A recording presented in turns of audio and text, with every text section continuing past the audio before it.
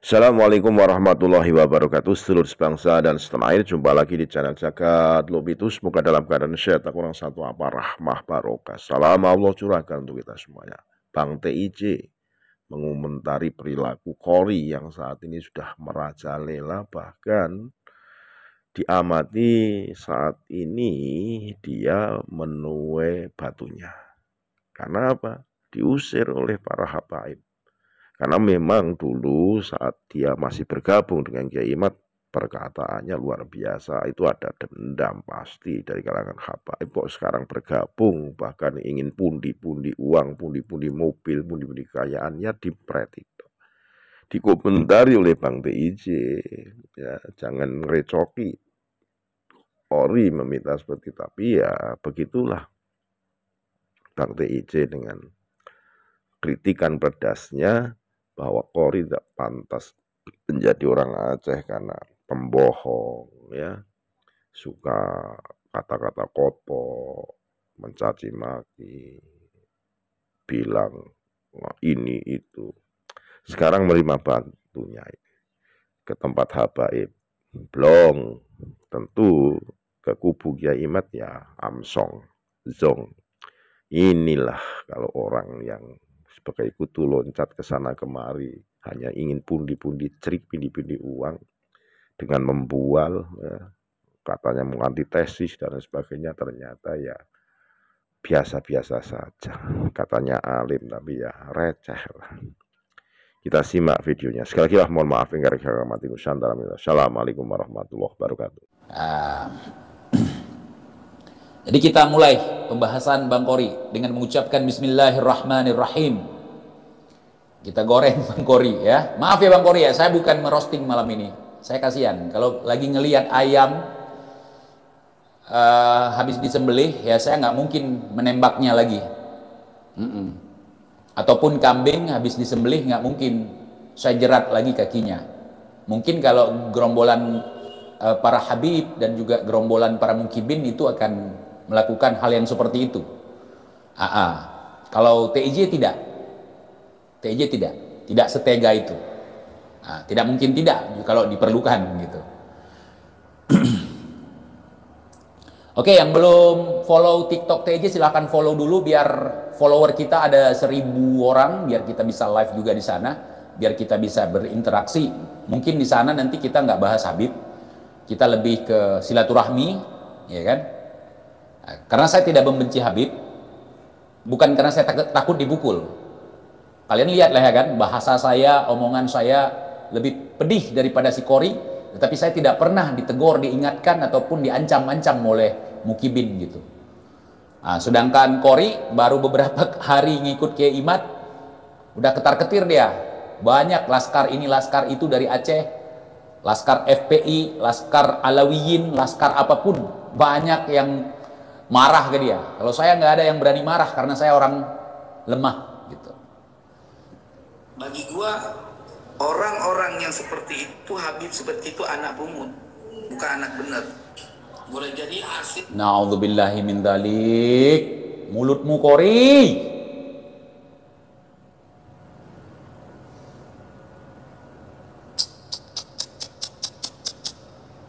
Bagi gua, orang-orang yang seperti itu, Habib seperti itu anak pungut, bukan anak benar. Boleh jadi asalnya dulu anak orang dipungut atau anak zina. Orang yang orang tuanya tidak menikah, punya anak, nggak serta-merta anaknya itu perilakunya seperti itu atau berperilaku buruk. Kadang-kadang anak yang disembelih sapi, gajah, kambing, onta, tapi nggak punya etika, nggak punya apa ya, nggak punya adab gitu. Tapi kamu nggak boleh ngomong gitu, Kori. Baik menang, karena gue kagak ada yang beradat. Lagian pun kau ngaku sebagai teku, orang ganteng, ya kan? Bukan cucu Panglima Tibang. Padahal aku tahu kau itu cucu Panglima Tibang. Kau aja malu. Kalau kau bukan cucu Panglima Tibang, ngapain kau bantah? Kau takut ketahuan gitu kalau kau cucu Panglima Tibang. Mau ku tunjukkan buktinya? Udahlah cukup di situ ya. Kau lagi seteres sekarang ya kan? Secara fisik mirip, secara haplogrup sama. Terus bukti apa lagi yang harus kutunjukkan? Hah? Kalau kau bilang kau di Pasai, di Aceh Utara, Pangtibang itu bukan Aceh Utara pengaruhnya, ya bukan. Tapi kalau namanya cinta, di zaman kolonial pun orang dari ujung kulon sana bisa sampai ke ujung Pacu Aceh, ujung kulon Jawa Barat sana bisa sampai ke ujung Pacu Aceh gitu. Kalau udah cinta, ini urusan sarungan nih, ya kan? Ya, mana tahu mungkin anak selirnya gitu kan. Jadi kalau memang fitnah, nanti kubuktikan, buktikan kau yang hancur, gitu, ya. Nah, anggap aja bukan, ya bukan ya kawan ya, bukan cucu Panglima Tibang Polri. Begitu aja selesai. Otakmu begitu konfirmasinya. Ya kalau otak lu begitu nggak bisa konfirmasi seperti itu ilmiah dari mana, kambing? Kau mengatakan habaib yang seperti itu, yang tidak menghargai kau, itu anak zina, atau dengan kata lain anak bajing, atau dengan kata lain anak haram gitu, anak bajang kalau di sini, anak bajing.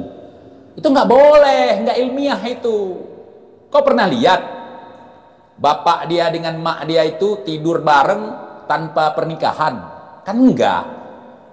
Kau tahu dari mana? Itu kagak ilmiah itu, Kori. Masa kau bilang itu kau punya data ilmiah yang siap melawan tesis Kiai Imad ketika kau sedang berbahagia, ketika diberikan oleh-oleh, ketika dipuji-puji, ketika disanjung-sanjung oleh para mukibin dan habaib.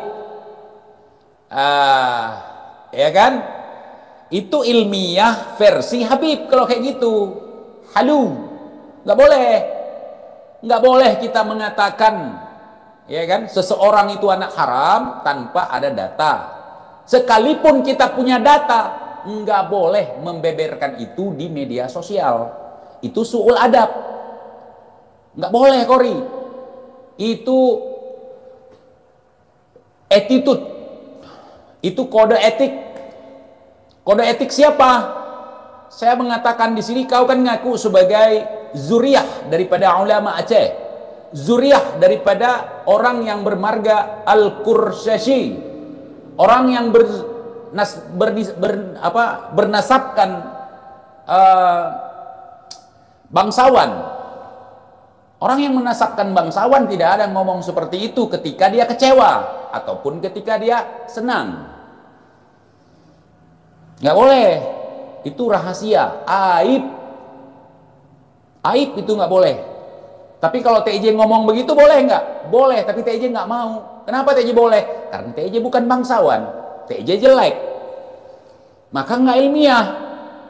Nah, kau mengatakan bangsawan Aceh itu ganteng-ganteng, nggak ada yang jelek kayak TJ, nggak ada yang pesek kayak TJ. Itu Teguh Umar, pesek itu.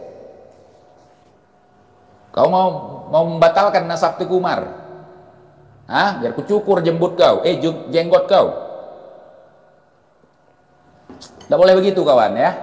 Kalau ngaku-ngaku dari Aceh, gua nggak malu sih punya orang seperti kau di Aceh. Cuman jangan seperti itu. Jangan kau ngaku-ngaku sebagai keturunan daripada Tengkusi di Pasi, ngaku-ngaku sebagai orang yang bermarga Al-Qursyasyi, sebagai orang Pasai. Omongan kau kayak gitu. Nah, macam bibir pantai. Nah, kadang begini, kadang begitu. Angin kencang, kadang sesekali. Kadang-kadang nggak ada angin, tenang. Nggak boleh begitu. Ini abang, adikmu mengingatkanmu bang, walaupun adikmu ini tidak tampan. Ya, nggak boleh. Nah, dengar kau nih. Itu sama seperti keledai bawa kitab. Keledai itu memang bawa kitab dia kemana-mana, karena dititipkan ke dia. Nah, misalnya ada seorang kiai, ada seorang ustadz, ada seorang habib menitipkan kitab-kitab di punggungnya keledai, sementara keledai itu nggak paham isi kitabnya. Seperti kau ini, ya. Nah, aku bisa melihat bagaimana stresnya kau melalui mata kau dan warna muka kau sekarang. Di baru-baru kau berkhianat kepada Kiai Imad, kepada teman-teman yang selama ini telah lama berjuang dengan iming-iming harta, tahta, dan wanita, ternyata sampai sana jadi kambing congek kan kau. Laki-laki sejati itu, apalagi bangsawan, tidak pernah dia mengeluh di media sosial terkait perilaku orang lain terhadap dia kalau dia berperilaku buruk juga. Ini edukasi nih. Ya, kalau kita berlaku tidak adil, berlaku dolim kepada orang lain dengan mengatakan klan seseorang, suku seseorang jahanam, kalau kita dijahanamkan oleh orang itu, kita nggak boleh berkecil hati. Itu resiko daripada mulut kita yang nggak bisa kita jaga. Iming-iming terlalu besar, semangat yang menggebu-gebu, kita musuhi teman-teman satu barisan kita. Kita fitnah teman-teman satu barisan kita. Kita fitnah orang-orang yang pernah nolongin kita. Na'udzubillahi min dzalik. Orang seperti Bang Qori Tampan, kan hilang tampannya kalau udah kayak gini. Hilang kan? Kalau sempat saya seperti ini, bukan cuma tampan hilang, tampang pun hilang, nggak punya muka. Ya kan? Nggak boleh seperti itu Bang Qori. Allah, na'udzubillahi min dzalik.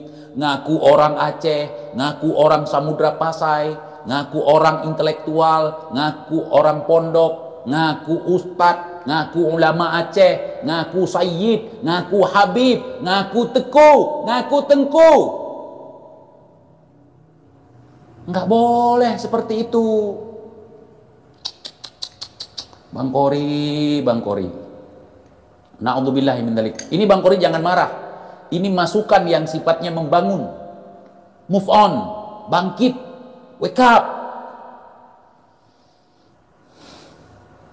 Nggak boleh, ini jadi pelajaran untuk kita ke depan. Kita mau, makanya konsultasi sama TIJ kalau mau tenar di media sosial gimana.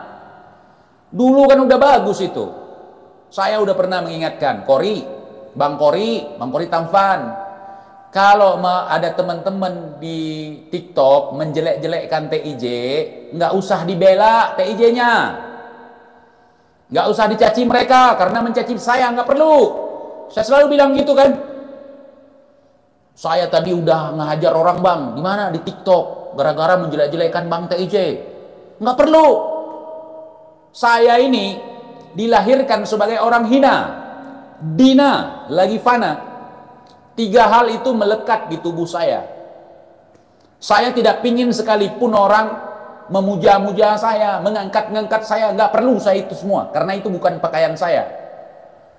Saya dilahirkan sudah terbungkus. Bungkusan itu dilepaskan oleh bapak saya, diambillah saya di dalamnya. Disitulah saya siap menerima kehinaan, siap menerima kefanaan, siap menerima kedinaan, gitu. Siap itu. Karena saya tercipta dari setetes air yang hina, bukan dari sebongkah berlian, bukan setetes air raksa, bukan. Saya anggap hinaan itu sebagai motivasi dalam kehidupan saya, sebagai tantangan saya dalam mengarungi samudra kehidupan ini. Jadi saya tidak takut ketika dihina orang. Saya tidak akan terlena ketika dipuja-puji orang. Kenapa? Dengan begitu kita tidak akan pernah bisa untuk dijatuhkan. Kenapa? Karena kita memang sudah di bawah. Saya lebih suka turun daripada jatuh. Nah, saya kalau udah naik, saya coba melihat tangga ataupun tambang. Kemudian saya turun pelan-pelan ke bawah. Nah, jadi Bang Qori ini belum apa-apa udah jatuh. Baik dari mata teman-teman maupun dari mata lawan. Bahkan dari mata keluarga. Ketika udah ngomong seperti ini.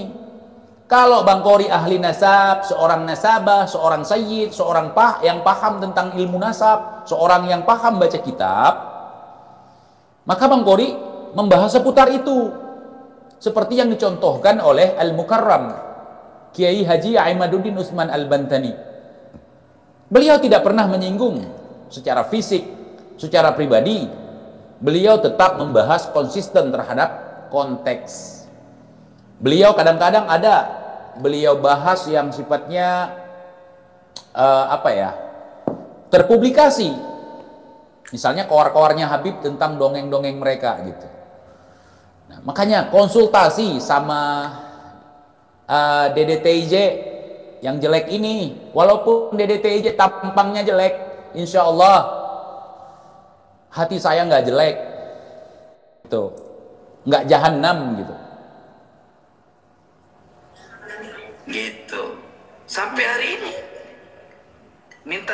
akhirnya kan minta Tengku kasih rekening. Nanti mau diganti rugi kepedihan hati saya. Gua kasih, dia minta rekening. Kasih. Kenapa kasih rekening? Untuk mengganti kepedihan hati Bang Gori? Apakah pedihnya hati dapat tergantikan dengan transferan? Gitu. Itu namanya bodoh. Belum pernah saya nemu orang Aceh sebodoh ini.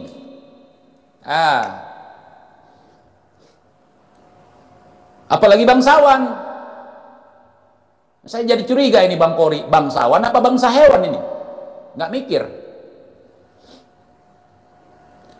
Saya Bang Gori ini, saya kasih tahu Bang Gori, dulu saya melawan dukun-dukun itu semua yang mengajarkan khurafat, yang mengajarkan ilmu-ilmu dobol, yang menipu masyarakat, yang mengubah air keran menjadi air keramat, yang mengubah jigong menjadi jigong keramat.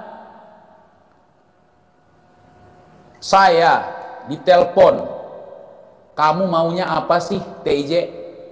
Tinggal bilang aja. Jadi orang kok suka ngerecokin katanya. Itulah kesukaan saya bilang, selama kamu masih menipu, saya akan recokin kamu terus. Begitu kamu nggak lagi menipu, saya nggak akan recokin. Hati-hati kamu, Pulau Jawa ini sakti-sakti orangnya. Jangan sampai kau muntah darah katanya. Mau muntah darah kayak mau berak darah kayak silakan, gue bilang. Akhirnya mereka lembut. Nonton aja di channel ini, di video-video lama masih ada itu. Gini aja TJ, kalau memang butuh duit, ya kan, butuh duit, biar saya transfer. Mau berapa? 1M, 2M, 3M, 4M, kami akan patungan sama Samsudin, sama Idris, sama Mamas Karyo, sama yang lain-lain itu. Mereka ngajak patungan untuk mendiamkan saya, dan plus saya dapat apem dari cewek-cewek yang mereka rekrut dalam konten, plus saya bisa main konten bareng mereka, main dobol-dobolan, terus saya dapat viewer, dapat follower, dapat segala macam.